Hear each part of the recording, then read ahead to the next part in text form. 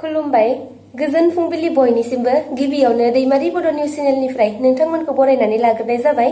दिनै आं गोदान भिडिअ लानानै फैलायबाय। मिजिंथियो नोंथांमोना आंनि भिडिअखौ जोबजासिम नायलांगोन। जम्मु आरो काश्मीराव फिन भारतारि रौनिया हानजा आरो उदखारिफोरनि गेजेराव गावलायलायनाय जाथाय जालायबाय। बे गावलायलायनायाव भारतारि रौनिया हानजा आरो जम्मु आरो काश्मीरनि पुलिस बिफाना जथायै लोगो नांनानै साबा उदखारिफोरखौ गावथारनो हायो। जम्मु आरो काश्मीरनि गाहाय पुलिस बिबानगिरिया फोरमायना होनाय बादिब्ला POK एबा पाकिस्तान अकुपाइड काश्मीराव उदखारिफोरनि गं 16 लन्चपेडसा एक्टिभ जानानै दं। बे लन्चपेडनिफ्रायनो गोजां बोथोरनि गुसु बरफ गोग्लैनाय आरो खुवा खोबनायनि खाबु लानानै उदखारिफोरा सिमा बारबोनानै जम्मु आरो काश्मीराव हाबफैखोमानो नाजागासिनो दं।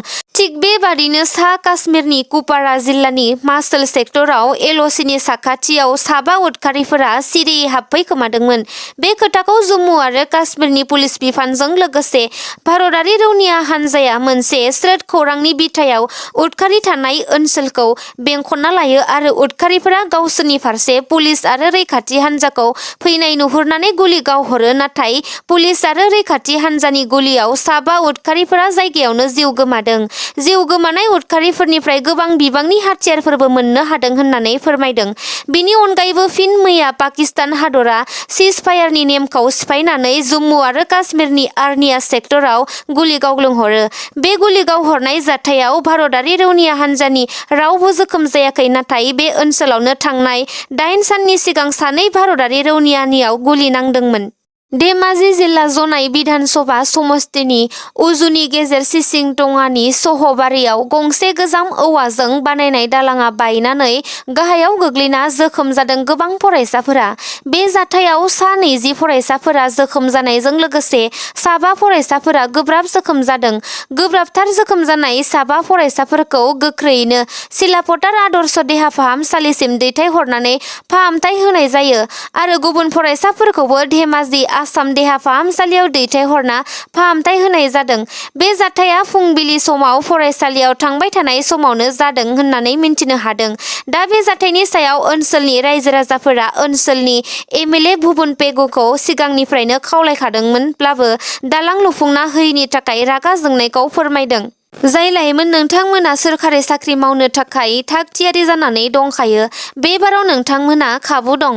आसामनि लाख लाख लाइमोनफोरनि थाखाय गोजोनथाव खौरां फोसावनानै होदों, जाय नोंथांमोना रायजोनि सिङाव सोरखारि साख्रि मावनो होननानै गोबाव समनिफ्रायनो नेगासिनो दंमोन। दा नोंथांमोननि थाखाय साननैसोनि गेजेरावनो ADRE 2.0 थामहिनबा आसाम डाइरेक्ट रिक्रुटमेन्ट एग्जाम 2.0 नि दारै रायजोआव गासै 25,000निख्रुइबो बांसिन बायदि बायदि बिफाननि फोसावलाइखौ फोसावना होनो थांगासिनो। बे गोजोनथाव खौरांखौ आसामनि गिबि मन्थ्रि डक्टर हिमन्त बिश्व शर्मा बिथाङा फोरमायना होदों। बिथाङा फोरमायनाय बादिब्ला रायजोआव फुजा मेला जोबनायनि उनावनो 25,000निख्रुइबो बांसिन मासिनि एडभार्टिजमेन्टखौ दिहुननानै होनाय जासिगोन आरो बेनि आर'जलाइ गथायनायखौबो थाबैनो अनलाइन लिंक एक्टिभेट खालामना होनाय जासिगोन। बे 25,000 मासिफोरनि गेजेराव सोलोंथाइ बिफानाव 10,000, सावस्रि बिफानाव 3,000, थार्ड आरो फर्थ ग्रेडआव 8,000 आरो गुबुन गुबुन बिफानफोरखौ लानानै गासै 25,000निख्रुइबो बांसिन मासि थागोन होननानै फोरमायदों। मख'नाया गोनांदि बिजेपि सोरखारा बिसायख'थि फोसावदिंनाय समाव गासै 1 लाख रायजोनि लाइमोनफोरनो साख्रि होगोन होननानै फोसावदोंमोन। बिनि लेखायै ADRE 1.0 आरो बायदि बायदि आनजाद खुंनानै दासिम 75,000निख्रुइबो बांसिन साख्रिखौ होनो हाबाय बिजेपि सोरखारा। बर' हारिनि थाखाय आरोबाव गोजोनथाव खौरां सफैनो हालायबाय। बर' हारिनिफ्राय गिबिसिन नेशनेल लेभेल फुटबल खेलानि रेफारि महरै जाफुंसारनो हादों प्रेम नार्जारी बिथाङा। बिथाङा क'क्राझार जिल्लानि सिङाव थानाय गसाइगाव महकुमानि आरो बिथाङा CAT2 आनजादाव जाफुंसार जानो हादों। बिथांखौ नेशनेल रेफारि महरै गनायथि होबाय अल इन्डिया फुटबल फेडारेशना।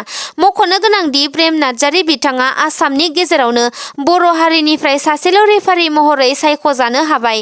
बिथांनि बेबादि जाफुंसार जानो हानाया बर' हारिजों लोगोसे ओनसोलनि गोग्गानाय लाबोनो हादों। रासिया इउक्रेन आरो इजराइल हामासनि गेजेराव जानाय दावहाखौ सुबुं माहारिया बुहुमनाङैनो बयबो नुबोगासिनो दं। बेबादिनो थामथि मुलुग दावहाजों मोगा-मोगि जानो थांगासिनो दं नामा? बे दावहाया जायोब्ला थामथि बुहुमनां दावहाया जाखागोना रोखा।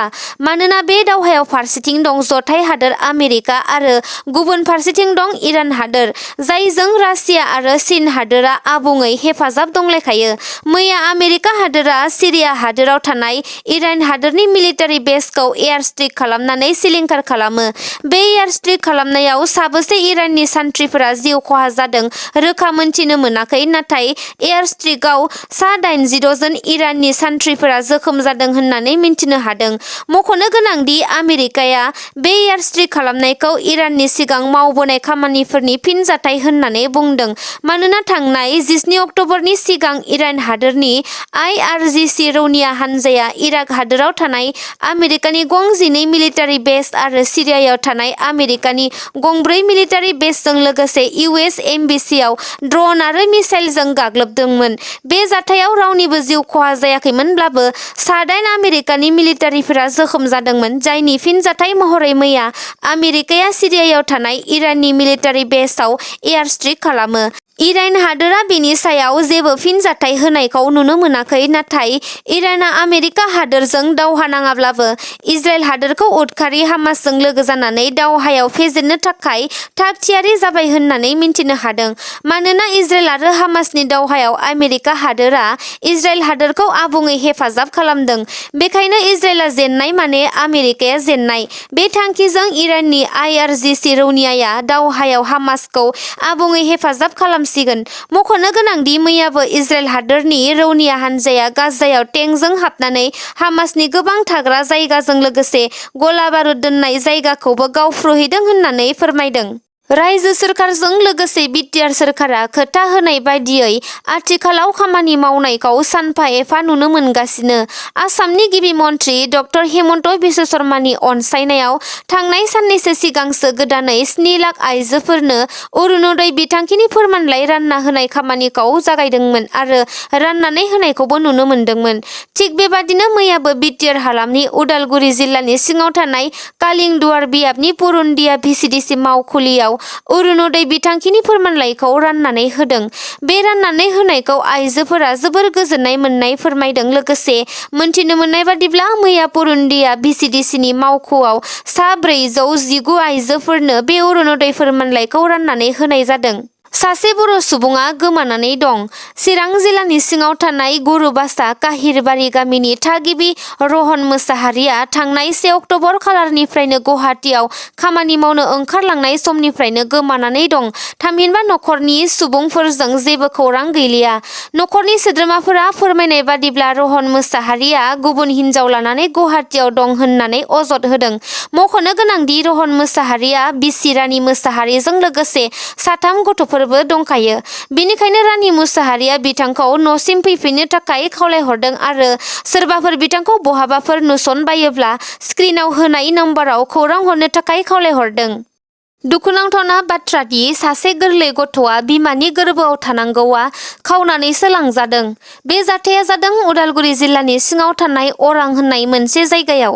41 साननिल' गोरलै गथ'खौ खावनानै लांदोंमोन मुजुफा खातुन होननाय सासे आइजोआ। उन्दै गोरलै गथ'नि बिमा हासिना बेगम आरो बिफा फैजल हकआ अरां थानायाव मुजुफा खातुन आरो साहर आली होननाय सुबुंखौ उन्दै गथ'खौ खावना लांनायनि सायाव सन्देह खालामनानै मोनसे गसर थिसननाय जादोंमोन।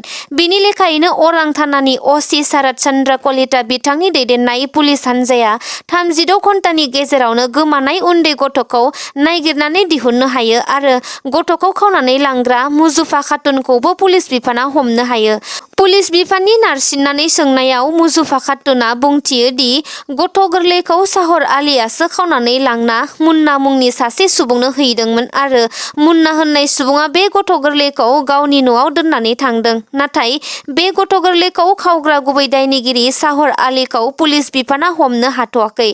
मोनथिनो मोननाय बादिब्ला साहर आलीया तेजपुराव खामानि मावनो थाहैयो आरो दा बियो खारखोमानानै दं।